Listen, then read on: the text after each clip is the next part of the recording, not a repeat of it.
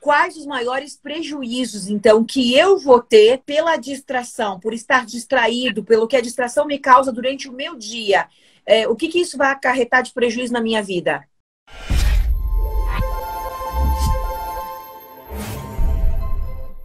Olha, Elaine, se uma pessoa vai até, por exemplo, o metrô de São Paulo, na ala de achados e perdidos, ela vai encontrar ali, acho que o ano retrasado foram 72 mil itens que eles encontraram, tá? De carteira até documentos, até bicicleta, fogão e vestido de noiva.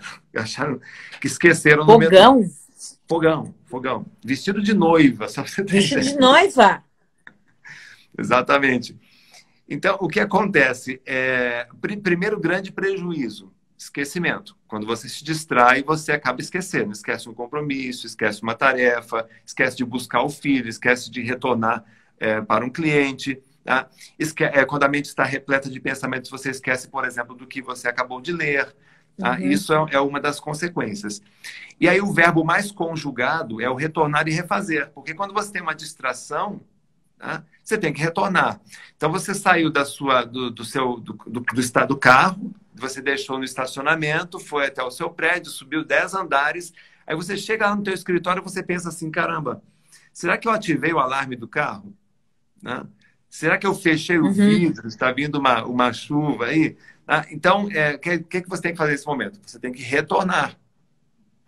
Tá? Então, e o refazer também. Você termina todo um trabalho, um relatório maravilhoso, ou você entra com alguma coisa na linha de produção e aí chega lá no final, você percebe que errou um detalhe daquele equipamento.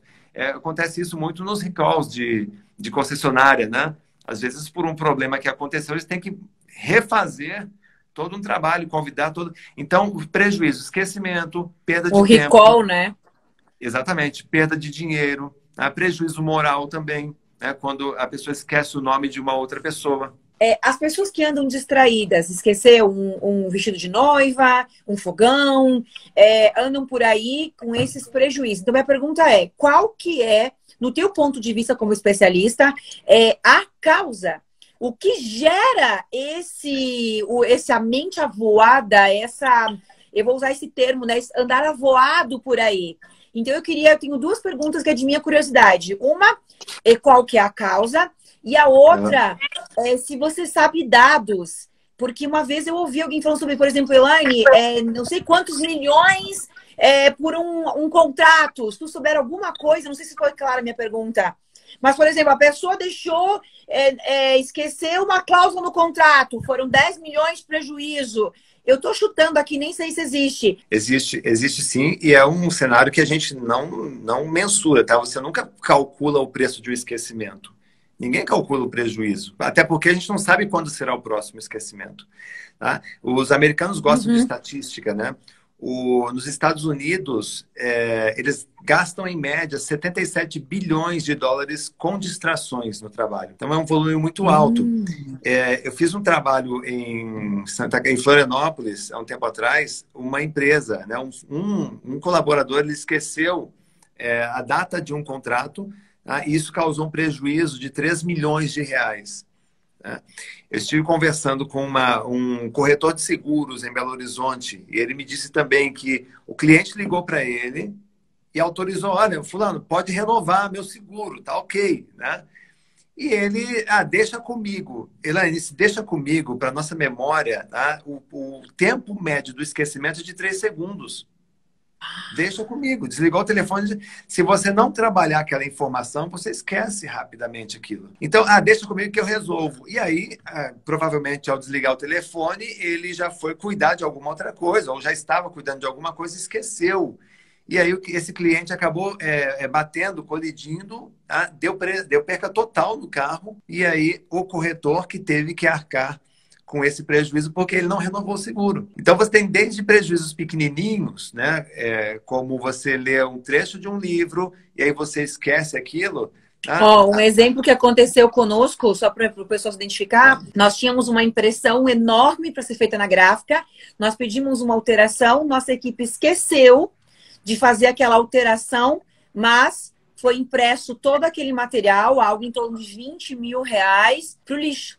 Porque não havia como utilizar aquele material, sendo que uma alteração, uma revisão foi esquecida de fazer. Agora fez sentido a pergunta que eu mesma te fiz, né? Que era isso que eu queria. Porque aí a gente se dá conta de um cenário, meu Deus, é a minha mente. Então entra na outra pergunta, mas então qual a causa? O que faz eu estar avoado, eu estar esquecido?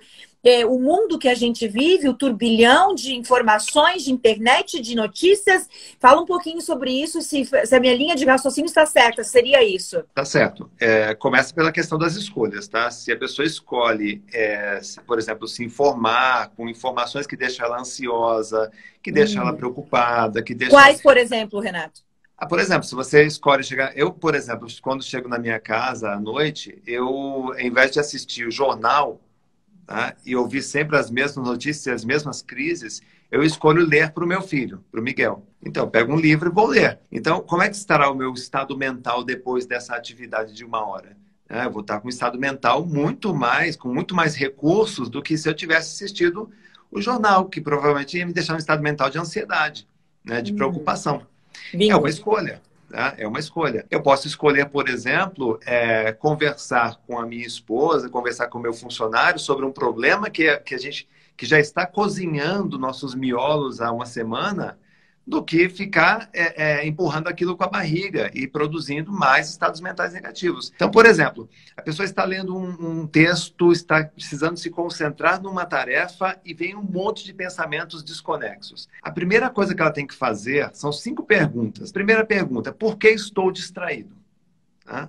A pergunta é simples, sim, mas carrega uma grande verdade. Esse verbo estar, tá? Em essência, o ser humano não é distraído, ele está naquele momento. Por quê? Ao lançar essa pergunta, Elaine, você começa uma investigação, uma auto-investigação. Opa, espera um pouquinho, eu estou distraído, por quê? Aí você lança uma segunda pergunta, eu gosto do que faço? E muitas vezes, ao lançar essa pergunta, cai tua ficha. Meu Deus, acabei de descobrir por que eu me distraio nessa tarefa.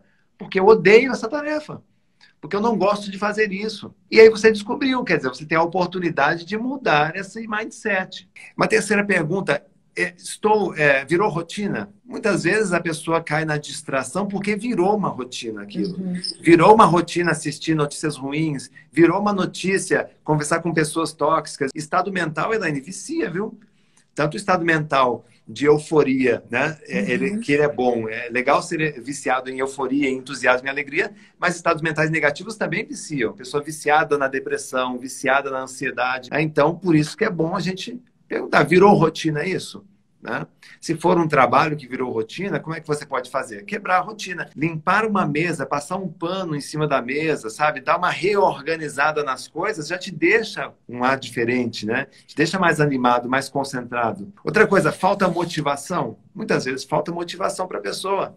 Né? Tudo bem, ela gosta do que faz, não é rotina, mas está faltando alguma coisa ali, um elemento de motivação. Está faltando um elogio, está faltando um autoelogio também, né, para que ela mantenha-se motivada.